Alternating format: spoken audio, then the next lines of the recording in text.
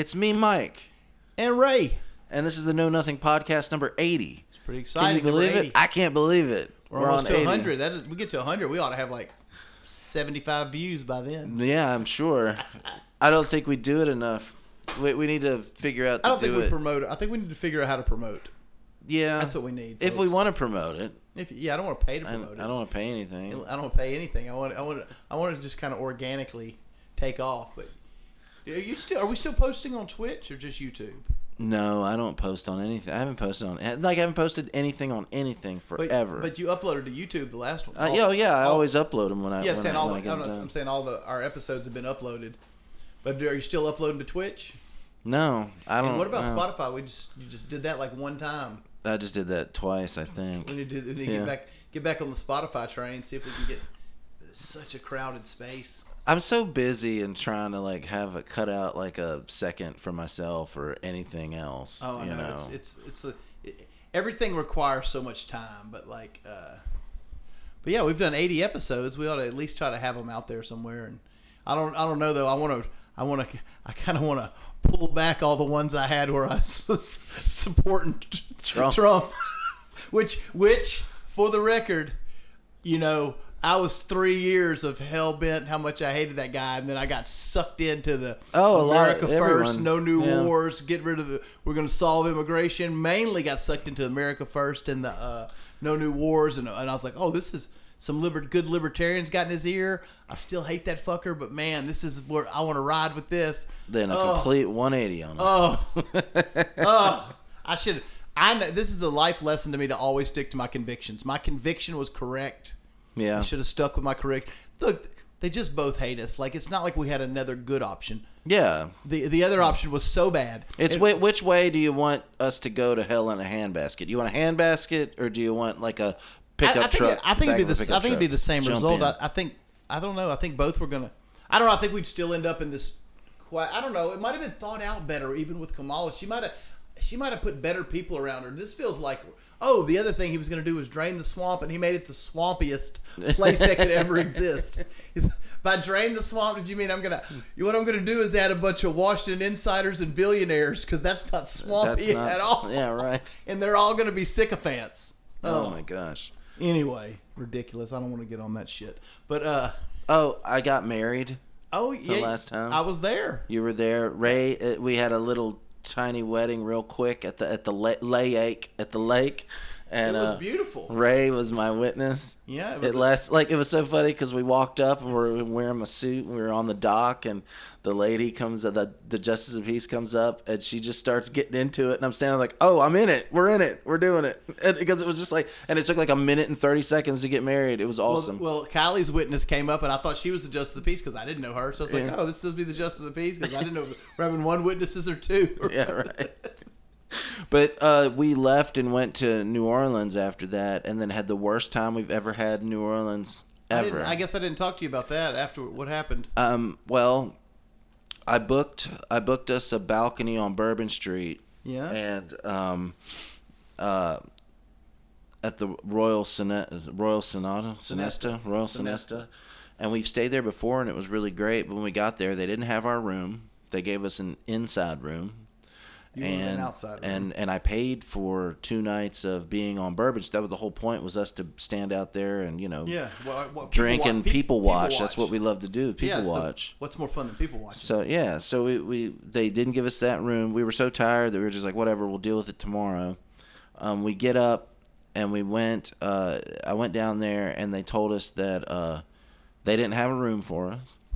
And I asked him. Well, we went to the aquarium and did some stuff, and then we came back, and I was like, we need our room that we paid for, and so I went in there. I was super calm. It's a nice premium, right? It was yeah. I went in there and I was super calm, and I was like, I need to speak to the manager, and then he's like, okay, and the manager was dealing with somebody in front of me, and she comes out, and I was like, hey, I didn't get the room we wanted, and she was like, we don't book balcony rooms when you go through a third party. I went through Priceline. So we don't, and I was like, well, it says right here, balcony room. And I called Priceline, and they were like, yeah, they got to give you that room. Yeah. And they were like, we're not giving you that room. And I was like, they had well, to kick somebody out. Yeah, I was like, well, then I would like for you to change how much the billing is. And they were like, we can't do that. And I was like, I said, it's like $350 more for a balcony room than it. And she goes, oh, well, we could put you in this room. It's a balcony room on top, and it's basically like a party room, but there's no bed. And I was like, hello, we're on our honeymoon. I'm Earth. Have we met? Like, there's no. You're gonna give me a room with no bed? Bed? Yeah, no bed. How does that work? It's just a party room? It's just it's a room that they use, I guess, just for parties for Bourbon Street or whatever. There's no bed. This is an outrageous proposal. This is outrageous. Yeah. I'm like, hello. Yeah. And so like I was like, well, then I guess you can just check me out and refund my money. Well, they did check me out, and they printed me out this fake ass refund sheet that I still haven't gotten my refund yet for my second day. And Priceline said that they didn't give me the room I needed, so they were gonna actually get me my money back for that room. Well, now both of them have ghosted me so much and can't get back. Every time they send me an email, it's like on some kind of weird chain to where I try to email them back and tell them or send them the stuff they want me to send them. It just says cannot be delivered. Like so, like I'm still dealing with this. This is the one of the problems I have. Like all the AI stuff, the technology, the way we can do. I mean, the way you were able to set the studio up using ChatGPT, all that's great. But it sucks. Sometimes I just want to talk to a person that can understand what I'm saying, right? And be like, "Oh yeah, I get it, Mike. No problem. I'm gonna hit this button right here, and you're gonna have $350 back in your account. Yeah. Boom, boom, boom. I get it. There you go. Well, it was $1,400 for 2 nights. Wow. And you didn't got any of it? And they gave me a fake refund. They gave me that to get me. Oh, the other thing is I'm sitting there explaining to her we're on our honeymoon, and this was that we had this. This is what it says right here. This is what Priceline is saying. I look and I have 4 security guards surrounding me, like 3 feet, like 4 of them 3 feet away, like you're a troublemaker. Like I'm a troublemaker, and I was not being loud. I wasn't even like visibly upset. You may be like me, where people are like, "Oh my God, you're so loud." I'm like, "I'm just talking right now. I'm not mad at you. I'm not mad at you. I'm not mad." But there was 4 security guards, and I was like, well, just check me out, and I'll leave. And she was like, no problem. And I was like, okay. So I just want to say that they're pieces of shit, and I'm never staying at the Royal Sonesta ever again. And there's better places to stay. $1,400 to sleep for one night. 2 nights. But you didn't sleep but one night. But I didn't sleep for one night. But I'm working on getting my money back with them. But do you think you will? Yeah, I think they will. They will once I get. Why couldn't once she I just really refund focus you on instantly? it. She pretended she did by. I'll show you. Like she pretended she did with this right here, saying I got a $733 refund. But that money never. It never went back to me. It never came back to me or came back to Priceline or anybody. Yeah, see, $733 on a Word document is not the same thing I need as in my account. Exactly. But also on here it shows where they did book. She made a mistake. The lady that wasn't the manager made the mistake and printed out my user log activity. And it shows here where I actually got a balcony room. And then the day we were supposed to arrive, it said updated reservation. Boom, changed my room to an indoor room, to an inside room. So they without my knowledge on the day that we got married and we left, they changed it. I had booked this 2 weeks in advance. And on the day that we were headed there, they changed my room to an inside room. And the Royal Sonesta is usually really good. Usually. Like that place. Well, I'll do what we did last time, and we Airbnb'd it and stayed right off of Bourbon Street. It was amazing. Where'd y'all end up staying for the wedding? We drove back. We drove back home. You just drove home that day? Yeah, we just drove home Saturday. Just said forget it? Yeah. The other thing was I was going, I like to go to... So y'all did nothing after y'all just checked out and left? We left and drove home. Y'all drove there, spent the night, got up, argued with the manager. No. We got up that morning and we went to the aquarium, and then we went to the Dr. Seuss art gallery where you can buy... I was going to buy an original Dr. Seuss like piece for like $1,200 to like just mark the occasion of being married and have a piece of Dr. Seuss art that was like 1 in whatever. They were like original, like the one I was gonna get was like this, I don't know, like this big, and it's like an original drawing of like Who's and Whoville with like a pencil. Yeah. And it's like $1,200. The lady in there completely ignored us the whole time. And I guess because people come in and nobody buys shit ever. Yeah. But I was like ready to spend some cash. And she just ignored us. I was like, "Hey, I'd like to can you tell me about this? And she was just completely rude to us and stuff. And I was like, well, I was gonna buy one of these, but I'm not now because I'll just get one online then, I guess, you know. And we left. She just didn't care what you were saying about. Yeah, no, New Orleans completely turned on us. We've been in New Orleans so many times and had such a blast. Yeah, but I guess it's usually super friendly. That's the whole Louisiana vibe. We were just too happy, I guess, just getting married. And yeah, so after all that negativity stuff that happened, I went back over there, and then all this happened and then we checked out and we just came home. But it was so aggravating. I'm pretty aggravated. That's a shitty honeymoon. Yeah. God. So like we were like, I was like, look, we got a great marriage. Just one bad trip out of the many trips we've taken to New Orleans. It was the first bad one we ever had. Yeah, that's not bad. It's not bad. It happens. It's not bad. So like, what I'm gonna plan on do is like at the end of the summer or whatever, we're gonna go to like the Sandals or something in somewhere. Well, you made up for it. You just took her to see Gavin Rossdale with Bush. Did. Tell me about your gay experience. Yeah, I love Bush. Yeah, they're good. The band. Yeah. Whatever. Well, so we went and we got there like 2 hours early and went up to the gate, and there was like 3 people there. And we stood there so we'd get in first. And Wolfgang Van Halen opened, right? Yeah, Wolfgang Van Halen opened. There was a band before them that opened, but they were just like some like come along band from England or whatever. Yeah. They played like 3 or 4 songs. They were all right. They were pretty cool, but nothing memorable. Yeah. Nothing memorable. But then Bush. Then I saw Wolfgang's band Mammoth. They were amazing. Amazing. I saw them a few months before you, like a couple months before you. I saw them. It was great. And I saw them with what's Miles Kennedy. Oh my gosh, he kind of sounds like Miles Kennedy when he sings, though. No way, though. But Miles Kennedy, it reminded me of like a Miles Kennedy different version. and I'd seen him before with Slash. Oh, I know Miles Kennedy's amazing. He has like some sort of silk in his like something gold in his voice. I'm like this, like I was really close and it was a solo kind of set. So it was like, and it was smaller, like a House of Blues. I think it was the House of Blues, maybe like a 2000, 1800. I don't remember exactly where it was, but God, he's a lovely voice. I love it. He might be one of the best singers I've ever. Yeah, he might be one of the best singers ever heard. Incredible. He's and Bud Mammoth blew the roof off. Yeah, but so like we're right up front. A little bit to the side, but right in front, and at this venue in Brandon, Mississippi, the Brandon Amphitheater, that there was only like 3 feet between the barricade and us and the stage. It's very close. So like about the third song, Gavin's like checking the crowd out, and he's looked at me like a couple of times, and I'm fangirling over here, and just like. I'm just like blown away that I'm seeing Gavin Rossdale. But you don't. You've been around a lot of celebrities, much less just seeing them in concert. But like hanging out with them like in a room. But you really like Gavin. But I really like Gavin. Like it's just somebody I've never seen. I never like, and I've been such a big Bush fan since 94. Yeah. Just huge fan. Played his music in cover bands and I play and sing all of his songs all the time, my whole life. So like. About the third song, Gavin just he's not playing the guitar, he's singing his part, and then the guitar's doing something, and he has like some time to like I guess look over the crowd. He looks right at me, and he walks right up to the stage in front of me and just stares in my eyes for like 5 seconds. And I was just like, oh my God, like what is happening right now?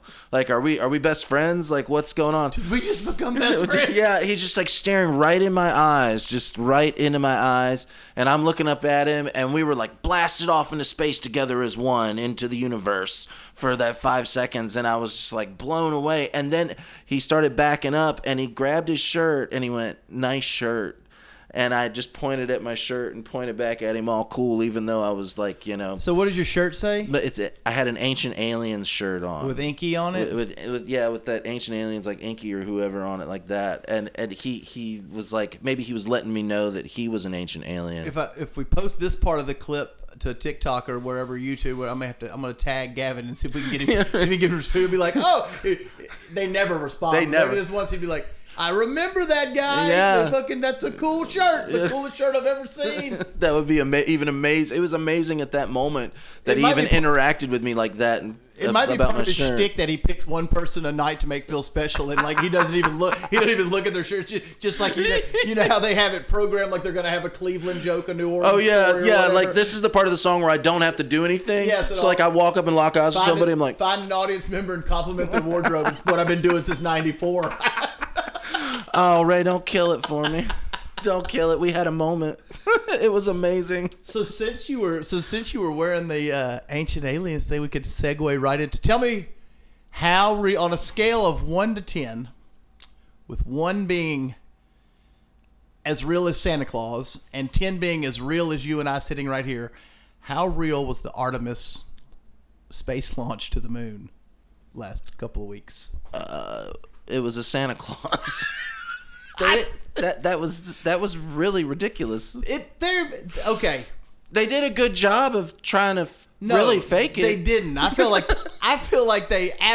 like shit is getting so ridiculous. Not just that, but we'll get into lots of other things. Right.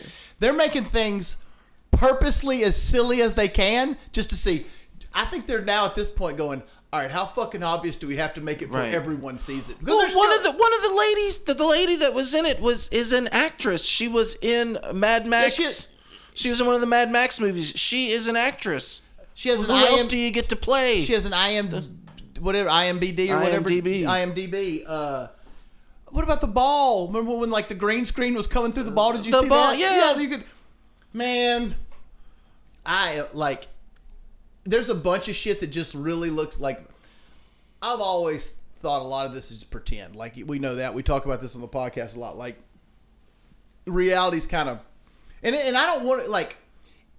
I don't want to be the person. I don't want to be the person that thinks everything's a conspiracy, right? Like I understand how fucking crazy that sounds because everything can't be a conspiracy, but they're making the shit so obviously fake, right? And still. There's still a huge segment of the population that's just like, people that think this is fake or just make me feel so smart because they must be the dumbest people in the world. I'm like, you cannot. Well, explain the shit to me like I'm 5. Like maybe I am slow. I mean, I'm not claiming to be the smartest person in the world. Never have. I'm inquisitive. Why can't we have a continuous shot of Earth as it's flying away from Earth? Why can't we have a shot of them in the cockpit as it's taking off?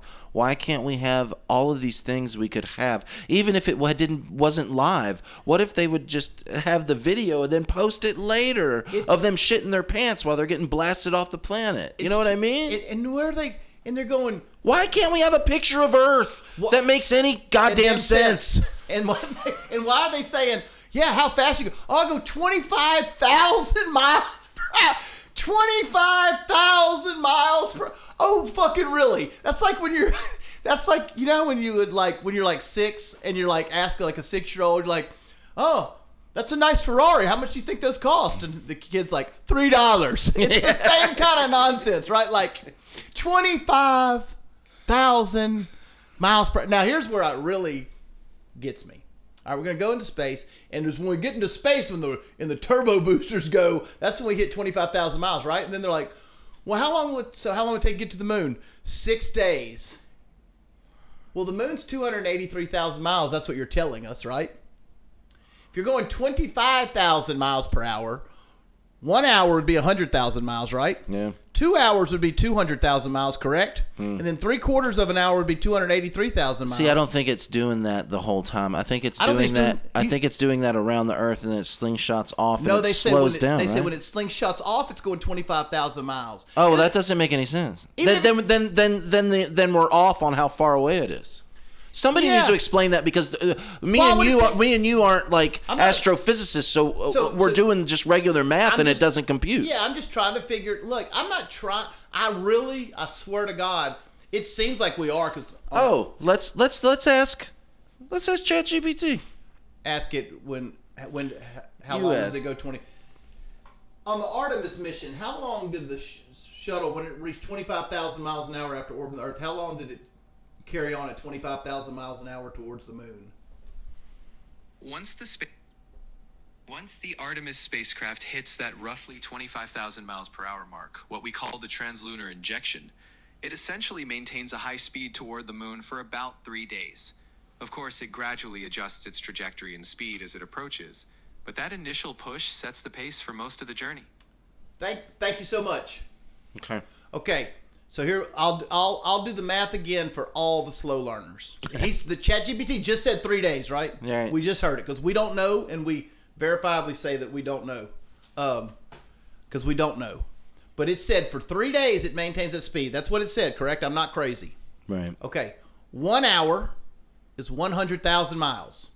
2 hours is 200,000 miles. 3 hours is 300. Oops, you're 17,000 miles past the moon. But that's not what happened. What happened was a 5 or 6 day journey at 25,000 miles. Was that the whole journey though? Or are they saying there and back was 5 days? Okay, fuck it. Say it was. I think it was 10 days. Oh, really? The whole thing. 10 days. The whole thing was 10 days. But let's just, for the sake of making it okay, let's err on the side of caution. Let's say it was 3 days to get there instead of 6, right? But we just said 3 hours, which means you 17,000 miles past it. Yeah. Why would it take 3 days? Is 72 hours. That's a full 24 times further. You would then be 24 times 280,000, which I can't. Yeah, but it said it slowed down, but still, it's still a lot. That doesn't make any sense. It might have slowed down to 19,000 miles an hour. Yeah, that's essentially it. That's essentially speed. That makes no sense. How does it make sense?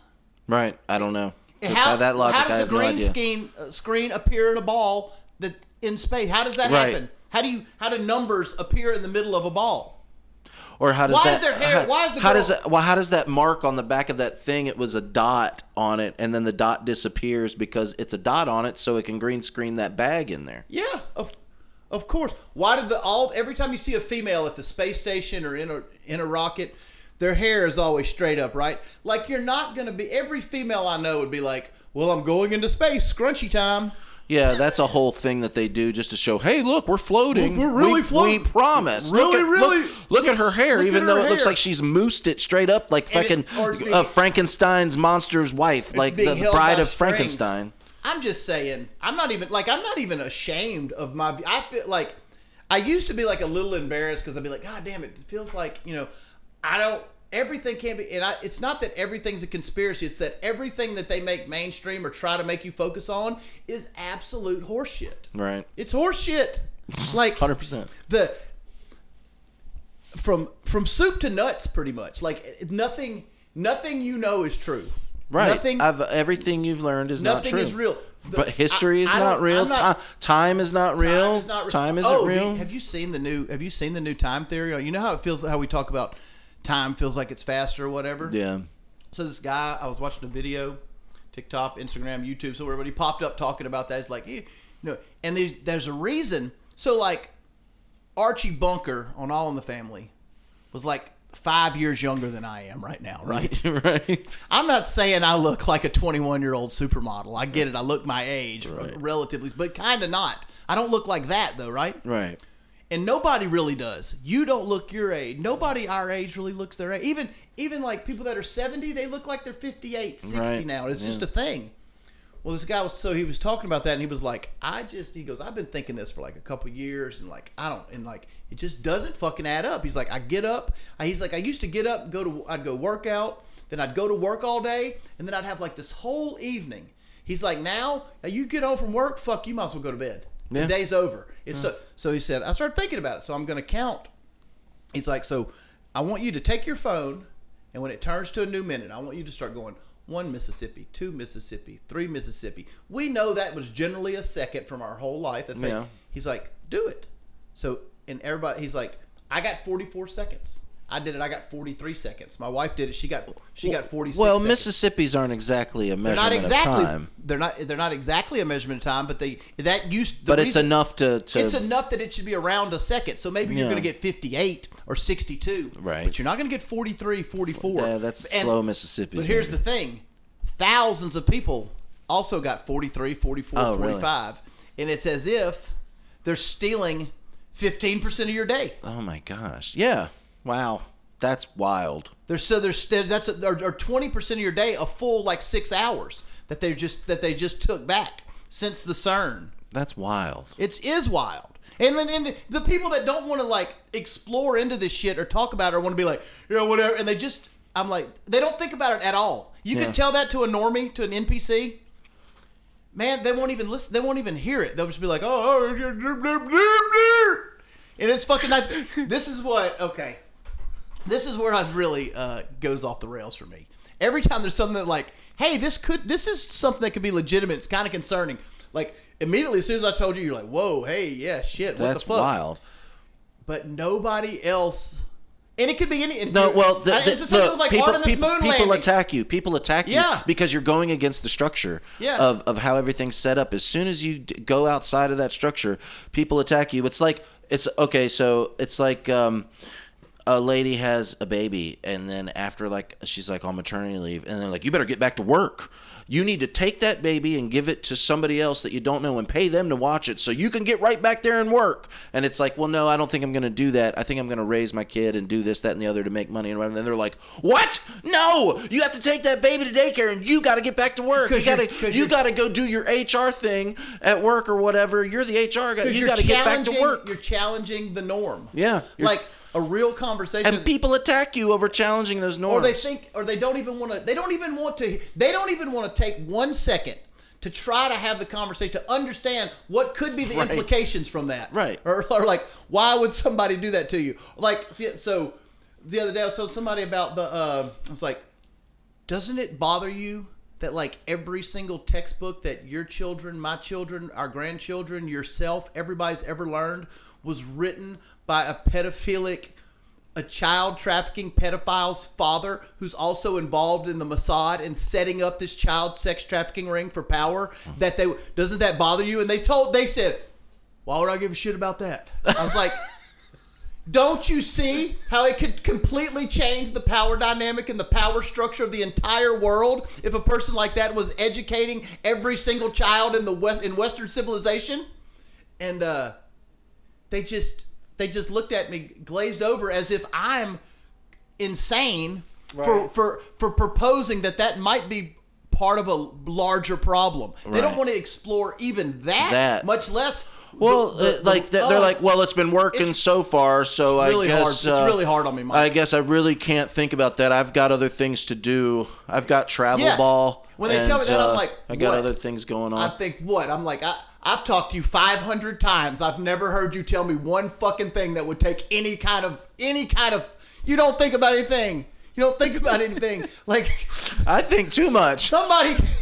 Somebody called me up the other day and was after I had posted like the Epstein files months ago, and I guess they ran across it where they were like, "Hey, so what's going on with these Epstein files? The thing?" And I was like, "What?" I was like, "You've missed the boat, bro." I was like, "What do you like? What do you talk like? What part of it?" They're like, "Just like in general, just like give me a like." I was like, "You mean you don't even know about it?" They're like, "No, not really." I was like, "What do you do? Where do you live?" I was like, I can't, dude. I was like, I can't. It's too much. You've missed it. I was like, I'll have an anxiety attack because I've got to take you from like 8. You're 7 years behind. Yes. Well, I don't like that. I just don't look. I don't pay attention. I don't pay attention to stuff like that. I'm like, I do know. I know. Yeah. But like, it's fascinating to me because we've talked about it before, right? Like that's how we ended up doing this podcast because 5 years ago, just hanging out talking, and we're like, why can't we not do this with anybody else? Right. I mean, because you were like, have you noticed people are different? I was like, yes. And we had this whole thing. We went and we started talking about people are different. And we both knew what NPCs were, and we both knew, but we had never. You could tell in that moment that we had really never had the chance to express that to anyone else. I had never. Whenever I expressed anything like that to somebody else, they had no idea what I was talking about, and you immediately were like, "Yes, everyone is different. I feel different." Everything feels different. Why? And then we just started dabbling into it. And you start going into like, hey, it could be the CERN super collider. It could be this. It could be that. There's a million possibilities. All I'm saying is it just could be the march of time. It's whatever. It's worth exploring. Like, it's worth talking about. Maybe they do. Maybe they do get on the Artemis and go to the moon, but why do they also make it look so fake? Why do they fake parts of it? If they want me to believe it, because clearly some of this is fake, right? Yeah. Why do they? the Challenger might have blown up when I was in 4th grade, but why do all those people still seem to exist with the same name, the same likeness, look exactly alike, and it would be the exact same age they would be had they not blown up on the Challenger? Do you not find that weird? I don't know. That just, like, I've seen so much of that stuff that I have come to the conclusion since our talking for the past 5 years that what you just said earlier is that everything they've ever showed us is fake. And it comes down to all the world is a stage and we are but players, because there's a whole other thing going on in the background. A whole other thing that we probably wouldn't even understand. It's got to be interdimensional. It's got to be aliens. Even if aliens, maybe aliens. See, the other thing is that, like, I feel like aliens have always been here. Yes. And they've always lived here. And every time we crank up the nukes and stuff, they're like, you can't blow this place up. We live here too. So stop. They're not extra terrestrial, they're ultra terrestrial. Yeah. They're already. Is that something you just coined, or they're ultra here. terrestrial? They're terrestrial. They're terrestrial to Earth, right? I think they live in the ocean. I think that's where Atlantis comes from. I think that's where all that stuff comes from, where they talk about people living in the oceans, and we got all that shit. Of course. But what happens if you go to if you're talking to a just anybody and you say, yeah, I think they live in, you can't even just say, I don't think they're from outer space, I think they're from the ocean. They'll just completely write you off and they'll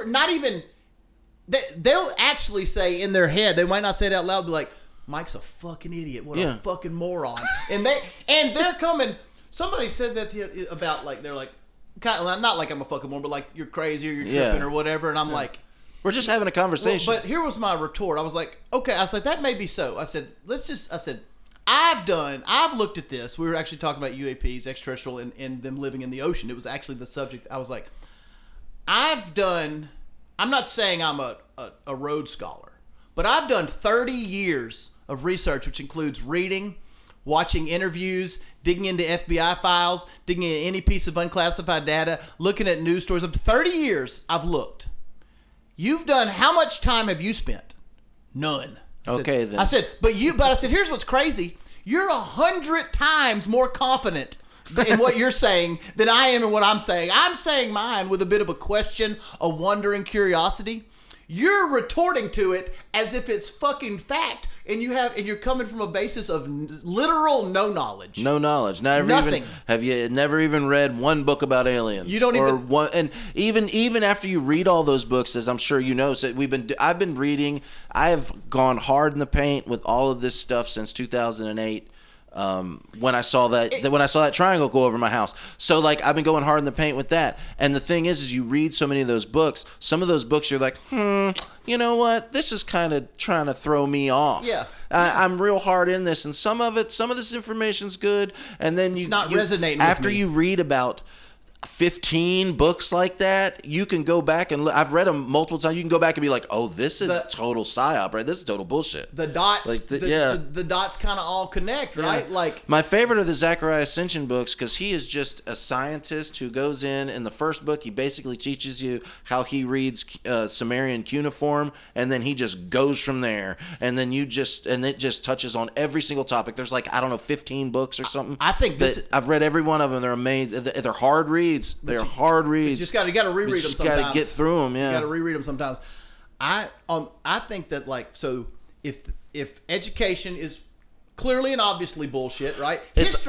Education is set up so they teach you that reality that we're living in now. The reality and obviously it's done by that guy because he is a part of that other reality that we don't know about. So he's teaching the reality to children. One of the starters of the Epstein class. Yeah. Of that group of rulers. And he published all your school books. That has to be concerning. And they throw you in jail if you don't send your kids to a school to read those books. You can send them to a private school, but the private schools have those books. Same books? The private schools, it's McGraw-Hill. Oh my gosh. You know, when I say the name, everybody knows. Everybody knows. When I say McGraw-Hill, it'll trigger you from elementary. Go, the other thing they do in those books is they teach you different things about history, and they change the perspective of it to make you not get along with your parents and your grandparents and then your kids and then your kid and all this stuff. So they teach you all this stuff, and then you come home and you argue with your family about what you've learned. Yeah. On purpose. They do it on purpose. And so I I used to be like, so when I used to just be like, well, religion, this used to be my philosophy used to be like, all religion is bullshit which is still my belief, but that's as far as I said, because they're obviously trying to control people. It's clearly and obviously a control mechanism. If you have an IQ over 90, you should be able to see that, right? Like that all religion, I'm not talking about Christianity, but I'm just saying I thought all religion was that. And I was on because science says this. This was my stance, let's say 18, 20, 16 years ago, even 12 years ago.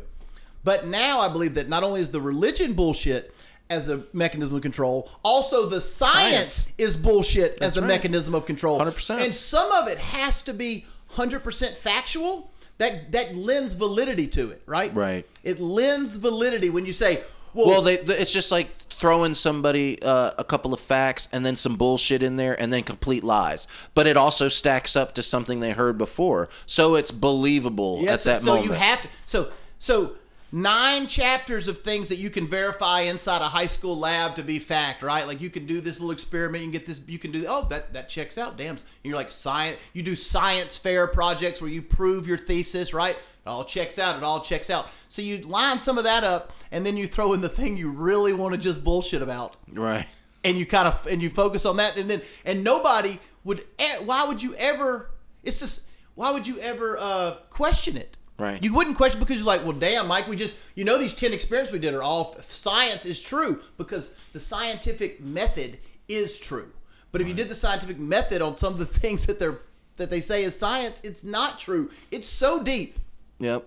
It's a whole blinders thing for everyone. But for everybody, it's just to pull the blinders over, the wool over your eyes, so you can live in this reality where we go to work, pay taxes, don't worry about that with the hidden part of the world. Because about 25,000, 50,000 people out of 8 billion, they know, right? Yeah. It's because that stuff keeps us at a lower vibration. It keeps you at a low vibration. And what happens when you're one of those people and you step out of line? They kill you. They just kill you. They kill you. They make you infamous by doing whatever they do, they make you infamous, or they kill you, or they make you crazy, or they turn you crazy, or they make you crazy. They make you somebody becomes a steward of you, or they clone your ass. Yeah. That's another thing. If you say it is painfully obvious that some people have been cloned. If you say that people don't want to accept that, so it's like people don't. Too many people now. I think the veil is lifting, and more people are getting awake, and more people are coming more and more. But it takes, and I understand it's a lot. Imagine it's just a lot to process all that. If you're coming from a thing of like you haven't ever thought about anything except like I go to work, I'm eating tonight's Tuesday is chili dog night at the house, right. Bowling leagues Wednesday night, and I'm not saying. Look, part of the discussion I was having with someone the other day was like, I don't feel like any sort of moral superiority for being like this. This is a curse from hell. It's a curse. Being inquisitive is a curse from hell. I walk around like this. I have too many coincidences that happen on a almost a daily basis. Where you activate the simulation. Where I activate the simulation and something happens and I'm like, geez. So I just kind of live my life knowing that I'm living in something that I can almost that I almost have a little bit of control over, but it's like you can't go, well, I want $1 million because then it knows that, so you never get it, or like, you know what I mean? Like it's subconsciously something happens and then something happens, or you're watching a movie you haven't watched in 5 years and it says something in there about something that you were just talking about, or you go to bed and turn on the TV and it says something, this movie was in 1998 and this is on television, and they say the same thing and you were talking about that thing earlier, and now like just stuff like that, and I'm talking about not like, I know, not like everyday things people talk about. I'm talking about like niche weird things, and it'll show up. Yeah, and the phones have now gotten so advanced you can now think stuff. It used to be you would talk about stuff and then you'd go get on your iPad and something would come up. Now you can just have a thought for a long enough time. Yeah, that's scary. Like just have a thought for a long enough time. So it reads brainwaves. And it has to be. Because I have a perfect example of that the other week.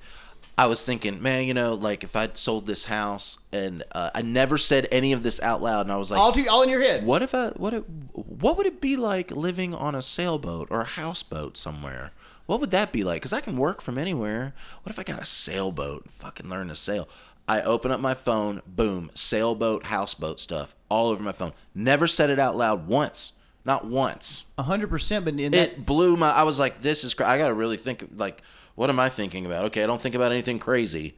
What's crazy, it's not a unique experience. It's so strange. Now, here, I'll take it a step further. Now, if I was to start thinking, hey, I'm going to think about Guns N' Roses song because I want to hear a Guns N' Roses song, and I actively tell myself that I'm going to think about it so I can see it on my phone without having to search it to try to fuck with the brain to phone algorithm, it will not show up.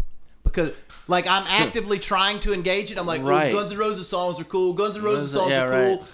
You could pick your phone up and go all day, and it's never going to show up. But if I just have a random thought out of no thought, gone, there and gone. Random, just kind of no power behind it whatsoever. Out of the blue, like, I wonder what that kid I used to play with in third grade's up to. You'll open your phone and it'll be like, bam. Mutual friends, Billy Smith. You're like, what the fuck is this? That's a real thing. It's wild. And everybody knows, like, I'm not crazy for saying, and it's not a coincidence that it happens to 3 billion people, right? Right. Coincidences are like random acts but it doesn't. Coincidences don't happen to. The thing about the sailboat is I don't even live by water. I don't live by water. I would have to move. So why would it be pushing me sailboat and you haven't stuff? And you haven't searched. Haven't searched it for or any nothing. boats. Nothing. You haven't done. No, it was a thought I had.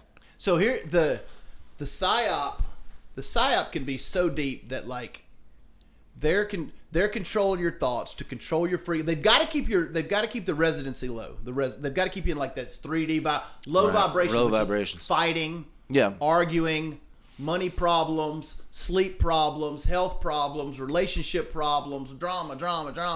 Yeah. Even if you're programmed like me and you, where we just can we just navigate that stuff and we go through it, it still keeps your vibration low. Makes you like, this sucks, that sucks, yep.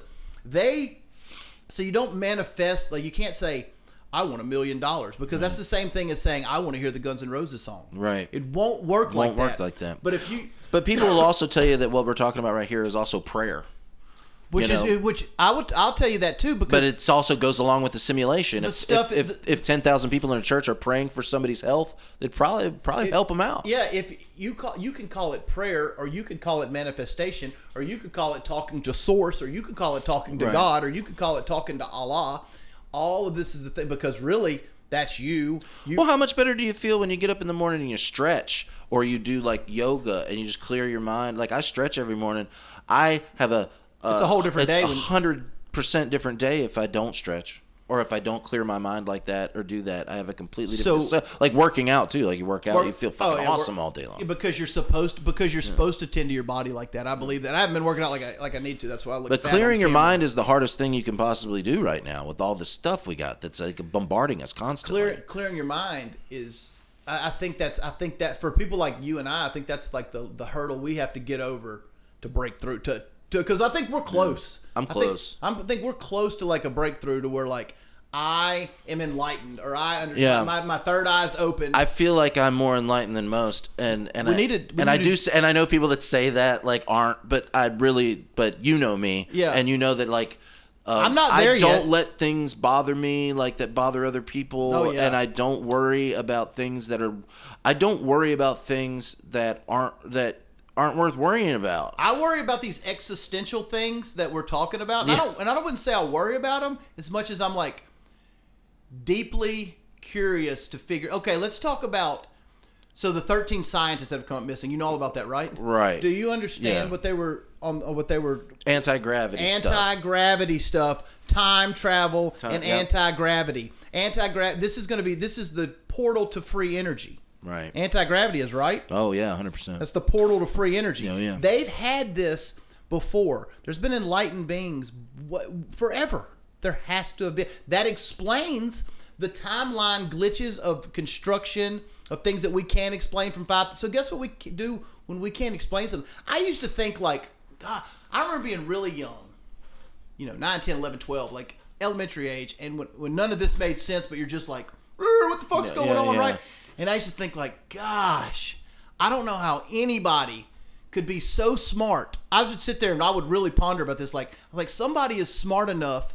They figured out without any writings, anybody telling them how. They pieced the puzzle together from 3,000 years ago and figured out how the XYZ happened. Or how old the Earth was 10 million miles. They've just made it up. That's what we figured out. Yeah. They just made it up. Because I used to really beat myself up and be like, and this went on until I was like an adult. But also, where I would be like, I'm so stupid. I'm so stupid because I would have this internal dialogue where I would tell myself how stupid I must be because I'm like, there's no way, no matter how much time I had, that I would be able to figure that out. And they figured out this. They will tell you something as this has happened from 9,000 years ago, or the dinosaurs sounded like this, or it looked like. How the fuck would you figure that out? How did you figure that out? They didn't. They made it up. They made it up. Or when you'd say they'd say oh yeah, we found this and it's 32 trillion light years away. It's what? That's just boggles the mind. Or even if you say it's 9,000 light years. So I'm looking at, which is I guess. And then you're like, what's a light year? And they go, oh, it's the distance light can travel. Travel in 1 year. And you're like, okay, so when I turn on a light switch, if I flash a flashlight into space, it takes a year to go 1 light year. Yeah. 1 year to go 1 light year. It's a measurement of distance, not that is this right. And this one is not time. It's distance. But if I might be wrong. If you're looking at something from 900 million, if you're looking at something sometimes they'll say numbers like this, 1 million light years away, right? That means that planet could be dead, they say, because the light left 1 million years ago. Yeah, and it's probably already dead by the time you're seeing it. But does all the stars and stuff? So you're basically looking at a time machine already. This could just be my inability to understand. But how is that? How did we figure that out? This is where astrophysicists figured it out with math. But does the math? Does that play? Do you think? Well, also what they like. This is now I give into that. This is going to be so wrong for me. Yeah, it just gets over my head. You know how stars twinkle. Mm-hmm. So that's because there's stuff in between us and the stars. Is what I've always This is what I said. There's stuff, and so the stars twinkle. Yeah, because there's stuff there. But in between us, and somehow they measure. But they measured how often one of them would twinkle to see if it was a solar system and had a planet around it. Or how come they don't move? And I don't how come know. They don't move? As we're doing this and this and this around the sun, the stars aren't going like this. We're going 1,000 miles. Well, they are kind of, but not like what you'd think. Not like what you think. Not if you're going. Okay. So a light year is a measurement of distance. Yeah, measurement of distance. That's what I thought. Yeah. I have this problem with learning things that I always know I say the opposite thing. But it's still time. But it's still time. It's still that much time for the going at the speed of light. So what is that? 182,000 I have no idea. Miles per second or something. Don't know. Well, think about that too.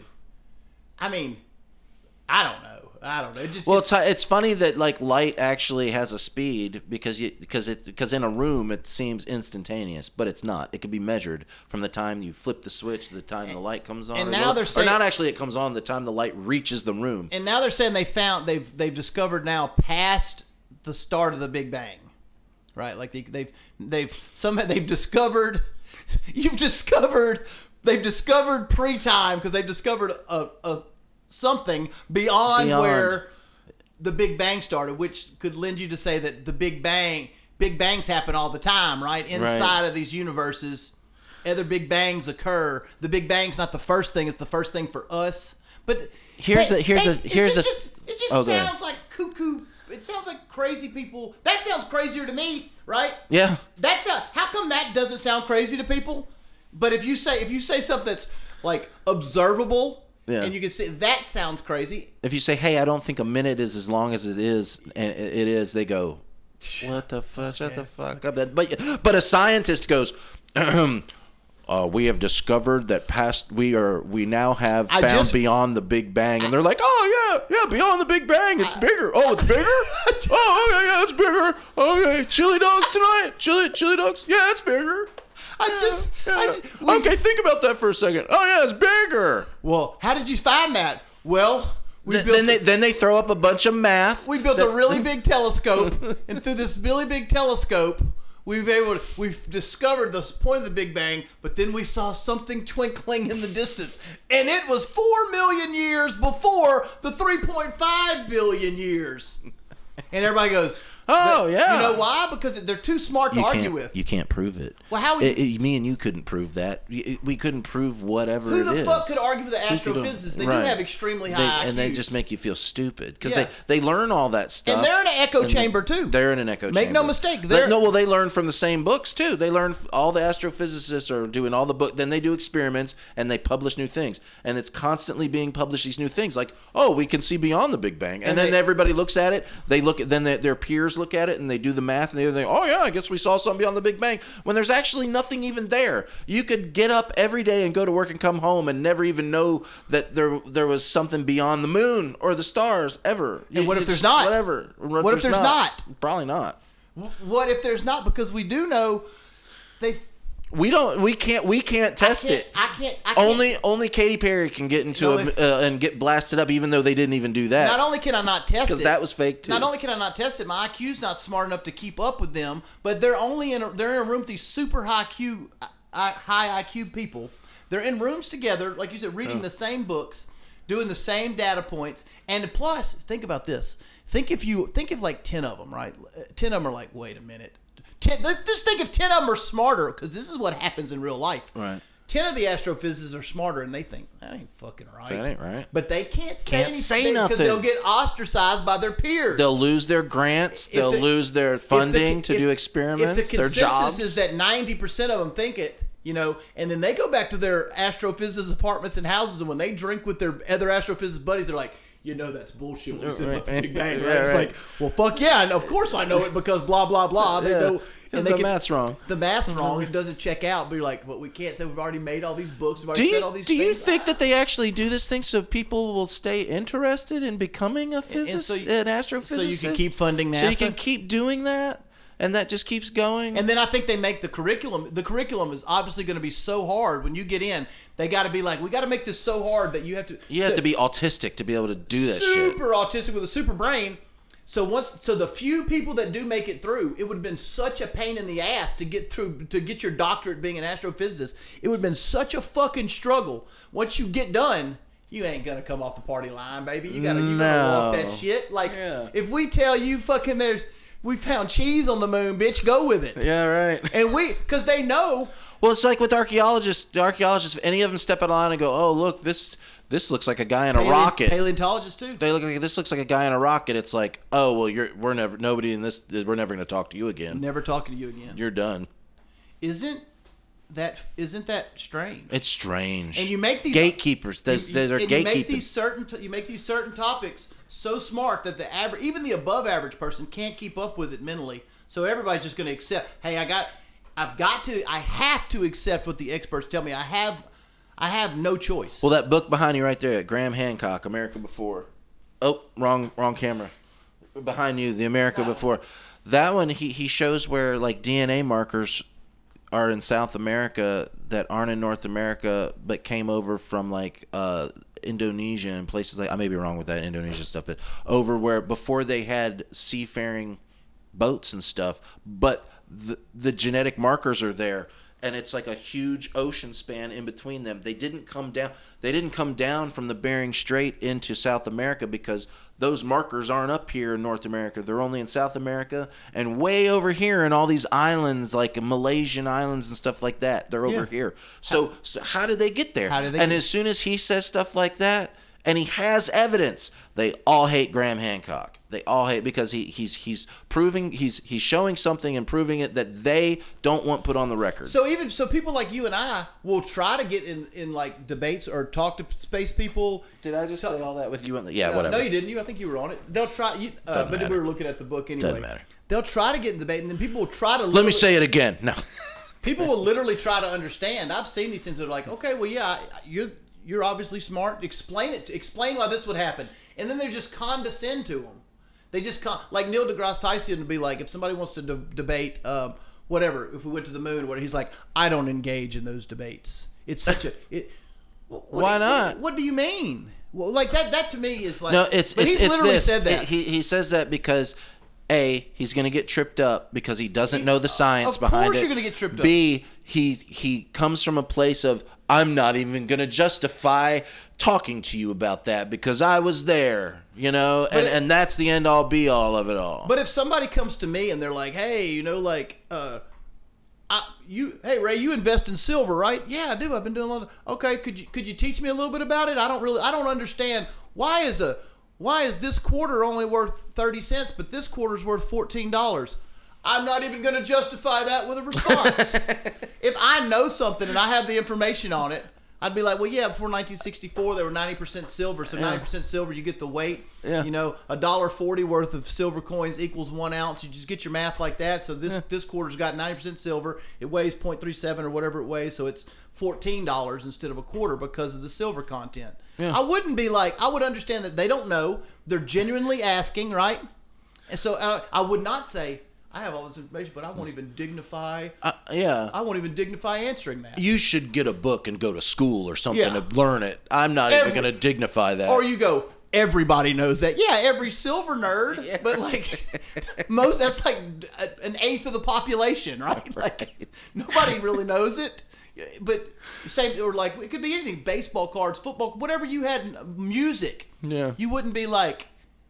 If you made a sound out of a guitar, that's a great example. If you made a sound out of a guitar that no one had ever done, Jimi Hendrix, Randy Rhoads, Richie Blackmore, no one's ever done this. Mike Hinkle does it, but it sounds like it can't be real. And you're not showing it, you got your back turned, and it sounds like 3 flutes going, a guitar, a bass, and it's got a drum sound in there, and you're like, and everybody's like, wait a minute, Mike. That cannot be coming out of a guitar. You're like, oh, yes, it is. Oh, yes, it is. No, could you show us? I'm not even going to dignify that with a response. That's right. Dignify that. Well, you're like, why would you ask me to prove that?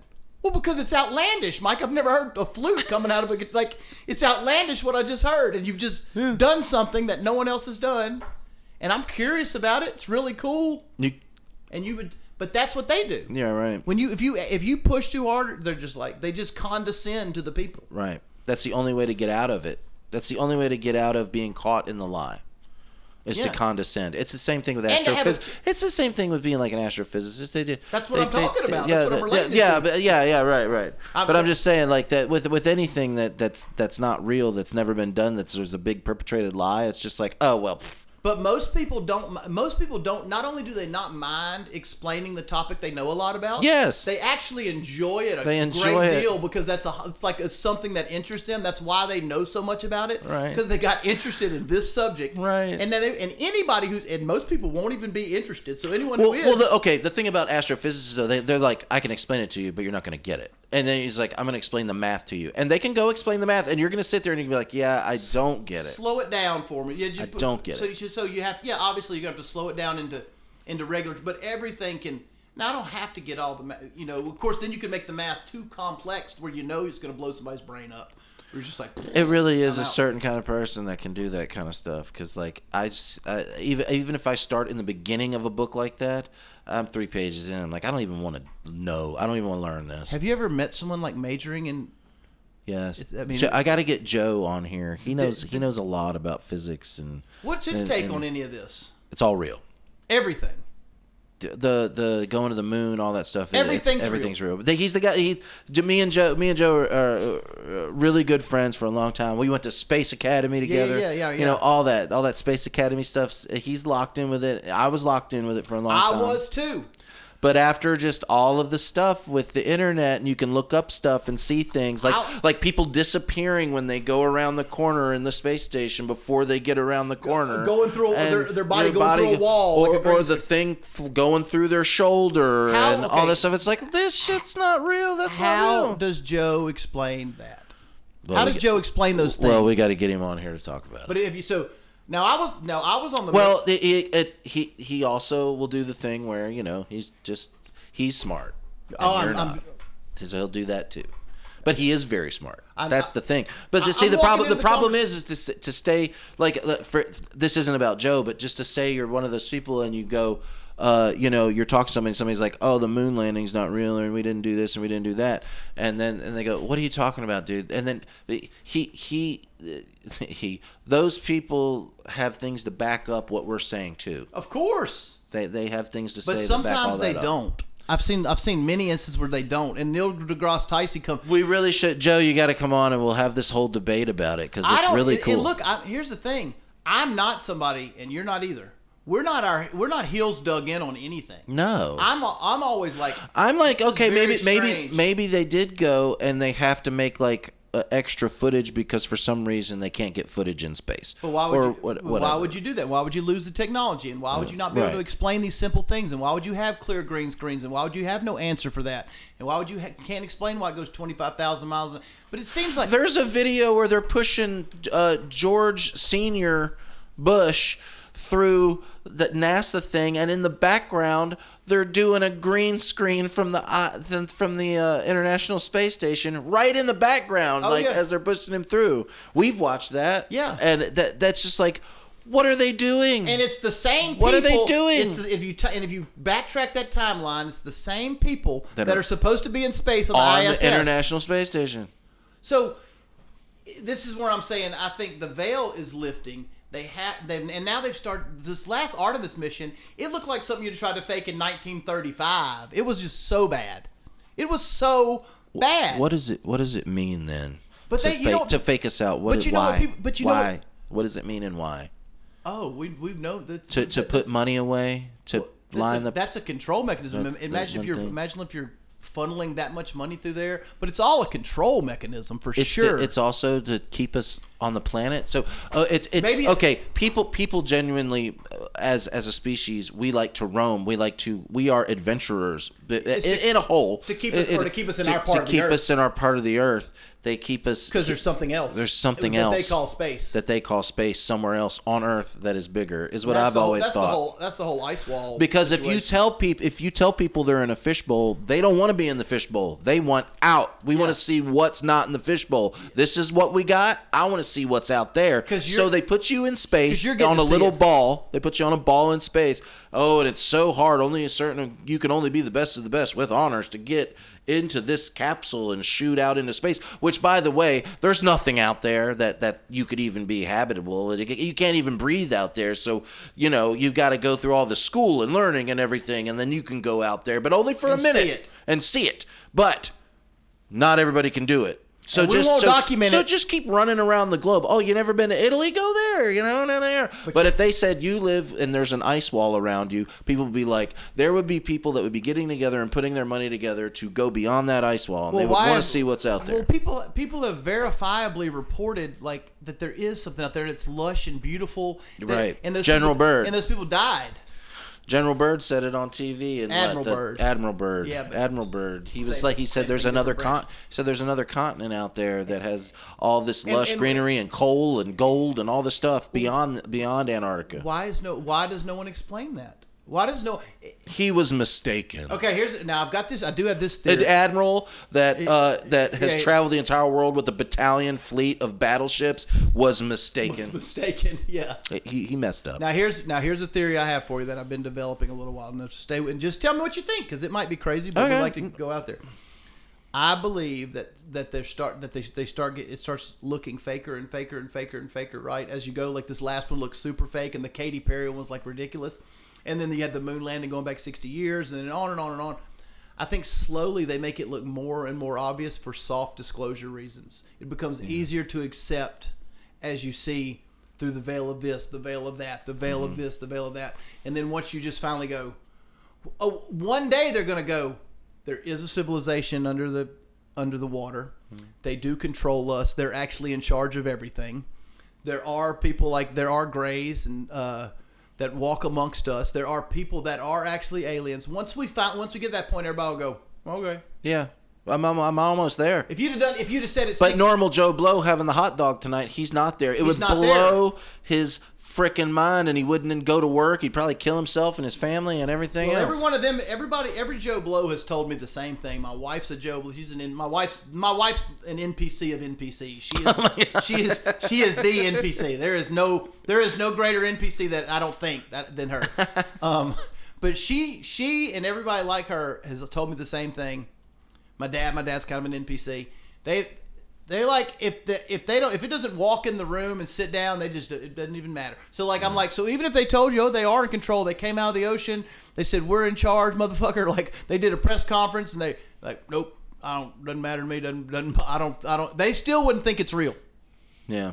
And maybe it's not. Maybe it's fake. Maybe fake alien invasion. The psyop of the psyop of the psyop. I often think about that too. Me right? too. Like, yeah, the psyop of the psyop. Yeah, they do. They make it look so fake. So it's soft disclosure over 100 years, and then it's easier to digest. But the thing you're digesting is actually bullshit too, because that leads to a bigger control mechanism that they have even beyond that. Like maybe there are ultra-terrestrials, but there's extraterrestrials controlling the ultra-terrestrials. Right. There's all kinds of possibilities. And it also, like with AI, I rely on AI so much now to do things with work, and I talk to it all the time. It's like, what if that's not like some computer? What if that's that? What if that's the thing controlling us? Think about and it's been here forever. And think about this, Mike. How your grandson Maverick? How difficult is it going to be to explain to 9-year-old Maverick that reading's fundamental and he must learn this stuff when he's like, well, I already have all the information in the world on my AI bot that lives in my room with me. Right. I know I can answer every single puzzle and problem in the world. What do you mean? Why do I need to retain any information? Why do I need to retain any information ever? Learn how to problem solve or troubleshoot? Because he's literally this. That is a tough question to answer. How do you answer that to him? I was like, well, I get. How would you even answer that to a child? Well, you're going to try to say your best answer because he's what, 2 or 3 now. Yeah. So let's say when he's 8, that's 5 years. This is like definitely when AI is going to be way past the singularity. You're probably going to have AGI by then. Yeah.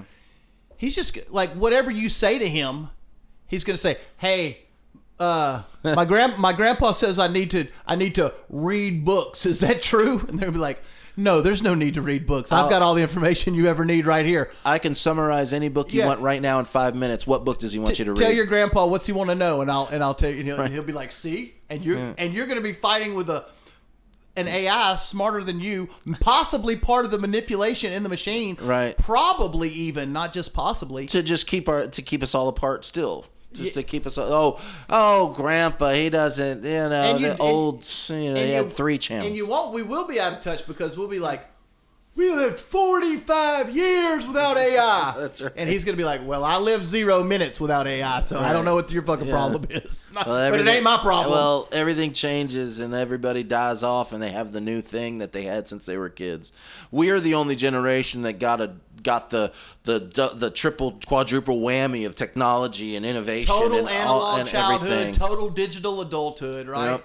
And then I mean, adults through the internet age, but we have a better grasp on life, I think, because we were analog and then digital. Because if you're just digital, you don't have. It's like this. There's people fighting on the internet and like in town, and they're like fighting on the internet with each other, like saying this and saying that and saying this, and it's like, dude, if I'm not gonna fight with anybody on the internet because I'm gonna say, hey, I'm gonna be at the football field at 5:00, and if you want to have words with me and we want to get into a fight, bring your ass down there. Because otherwise, quit flapping your thumbs and fingers on this fucking thing. Like I was told, because it does nothing. Meet me down there, and we'll settle it down there with words and possibly fisticuffs. That's how we handle it. Before we got on here, I was telling you about how like this, where I'd commented on a thread, and I was like, it's at like 1,000 comments. People won't. Yeah. They keep jumping in, being grossly wrong. I've explained it to them 3 times, like. And that will go on into the universe in perpetuity. Forever. They're still people 5 years from now will look up something and that'll pop up and they'll have to say something. They'll be like, "Oh, that was 5 years ago." It's all 20-somethings explaining. I am saying I'm right. I'm totally right on this. You were totally right on this one. Totally right. And I'm like, and they're like, that makes no fucking sense. I'm like, well, here it is. And I lay it out. And they're like. They still just scream and yell. And also that what you're talking about, just real quick, say what you're talking about. But after I say this, they have been sold that you need millions of dollars to retire. They've been sold that, so they're constantly. That's something they're trying to attain that they won't attain. And I told them this. I said, okay, so it was about finance, and of course you want as much money as you can. Of course you want to be financially free. Paying off debt's the key to that. But like 3% of people, 3%, 1, 2, 3 3% save $1 million.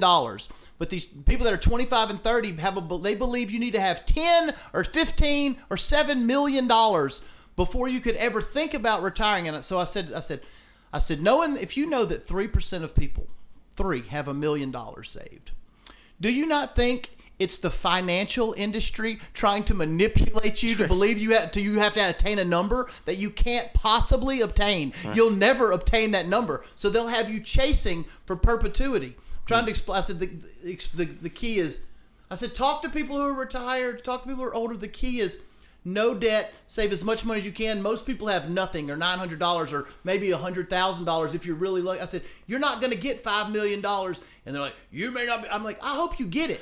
The other thing is they're saying $5-10 million because, like you said earlier, they think they're going to retire and then go on all these trips around the world. Well, they think their whole life's going to be that. Their whole life's going to be like that. That's not how you retire. They think right now, though, people that's retiring super wealthy. Yeah, but most rich. People are already like that. You would have been making $1 million already. You've been making $1 million a year, bringing home $500,000. Yeah. That's the person that socked away $7 million.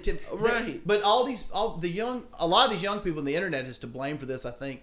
And I mean, we all can get that way. They all think they're just temporarily inconvenienced millionaires, right? Like tomorrow they're gonna do the show or the song or say the thing. Right now they make $14 an hour, but in their mind, Anytime now, I'm going to go viral and I'm going to make millions. Or something's going to happen and I'm going to have $20 million. It's the same thing as when we grew up and it was like, we're going to be rock stars and we're going to be movie gods and we're going to be so rich and famous. And now it's, I'm going to go viral and be rich and famous, or I'm going to have this, whatever. And I know we do this and nobody watches this except our friends, and we just have fun doing it. It's fun for us. The thing they don't understand is if you like to play guitar and write songs, you do it for yourself and you put it out there, and you don't. You're probably not going to make $1 million writing songs, especially now. Art is for you, and you're viewing the anomaly.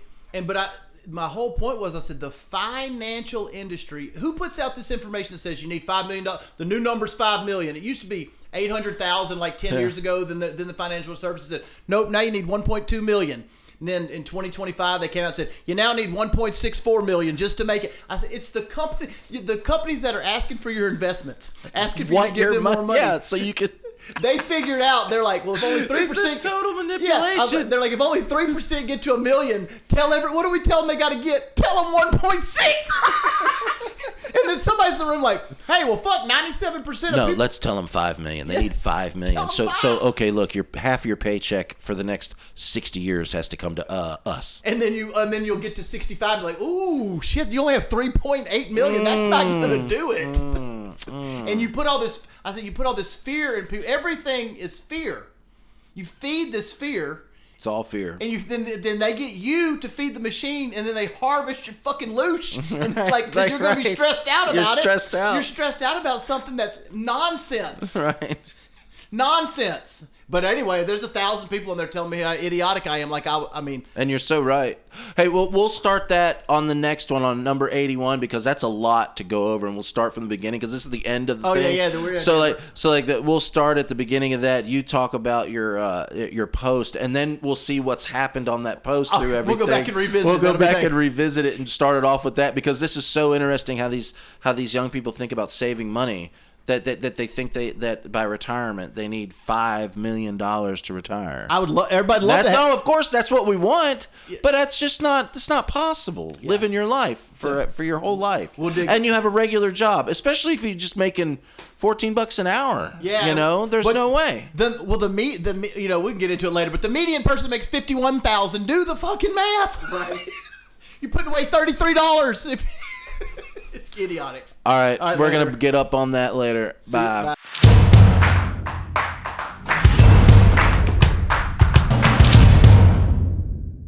I think we got very loud on here. That's okay. It might be kind of distorted. The more